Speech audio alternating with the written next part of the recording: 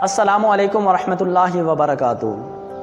دوستو، بہت سے لوگ یہ شکوہ کرتے ہیں کہ ہماری دعائیں قبول نہیں ہوتی اور فلاں شخص وہ نماز بھی نہیں پڑھتا لیکن اس کی ہر دعا قبول ہو جاتی ہے۔ دوستو، دعائیں قبول نہ ہونے کے بنیادی 4 اسباب ہوتے ہیں۔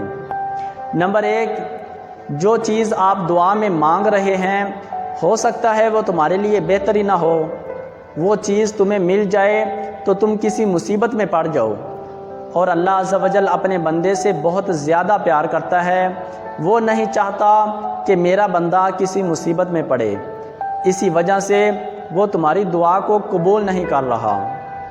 نمبر 2، انسان جو دنیا میں دعا مانگتا ہے اگر وہ قبول نہ ہو تو وہ نیکیوں میں تبدیل ہو جاتی ہے، جیسا کہ نبی کریم صلی اللہ علیہ وآلہ وسلم نے فرمایا کہ انسان دنیا میں رہ کے جو دعائیں مانگتا ہے اگر وہ قبول نہ ہوں تو قیامت کے دن وہ نیکیوں میں تبدیل ہو جائے گی اور اس کے نامہ اعمال میں تولی جائیں گی، اور جب اس کا وزن انسان دیکھے گا تو وہ اتنی بھاری ہوں گی کہ انسان خواہش کرے گا کہ کاش کہ دنیا میں میری کوئی دعا قبول ہی نہ ہوتی۔ نمبر 3، انسان صرف اپنے لیے دعا مانگتا ہے، دوسروں کے لیے دعا نہیں مانگتا۔ ہمیں چاہیے کہ ہم جو کچھ اپنے لیے مانگتے ہیں، جو کچھ اپنے لیے پسند کرتے ہیں، وہ اپنے دوسرے مسلمان بھائی کے لیے بھی پسند کریں۔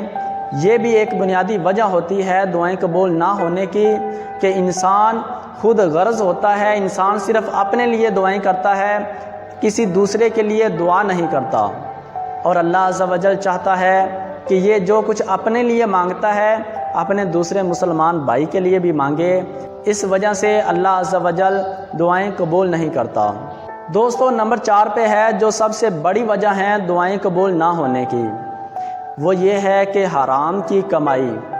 جب تک انسان کے پیٹ میں حرام کا ایک لقمہ بھی ہوگا تو انسان کی دعائیں قبول نہیں ہوں گی، جیسا کہ نبی کریم صلی اللہ علیہ وآلہ وسلم نے ارشاد فرمایا کہ جس آدمی کے پیٹ میں حرام کا ایک لقمہ ہو وہ خانہ کعبہ کی دیوار کے ساتھ لپٹ کر بھی اگر دعا کرے تو اس کی دعا قبول نہیں ہوگی۔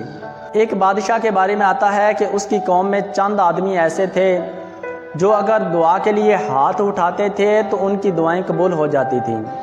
جب بادشاہ کو پتہ چلا تو بادشاہ نے ان لوگوں کی دعوت رکھی۔ جب وہ تمام لوگ بادشاہ سلامت کی دعوت پہ حاضر ہو گئے تو بادشاہ سلامت نے انہیں کھانا پیش کیا۔ جب انہوں نے کھانا کھا لیا تو بادشاہ سلامت نے کہا کہ اب آپ تمام لوگ بارش کی دعا کریں۔ ان لوگوں نے جب بارش کی دعا کے لیے ہاتھ اٹھائے تو بارش نہ ہوئی۔ وہ لوگ بہت پریشان تھے۔ انہوں نے کہا کہ بادشاہ سلامت، پہلے ہم صرف دعا کے لیے ہاتھ اٹھاتے تھے تو ہماری دعائیں قبول ہو جاتی تھیں، آج ایسی کیا وجہ ہے کہ ہماری دعائیں قبول نہیں ہو رہیں؟ تو بادشاہ سلامت نے کہا کہ دراصل جو ابھی ابھی کھانا تم نے کھایا ہے یہ حرام کی کمائی کا ہے، اس وجہ سے جب تک یہ کھانا تمہارے پیٹ میں رہے گا تمہاری کوئی دعا قبول نہیں ہوگی۔ تو پتہ چلا کہ انسان کے پیٹ میں جب تک حرام کی کمائی ہو، حرام کا ایک لقمہ ہو، اس وقت تک انسان کی دعائیں قبول نہیں ہوتی۔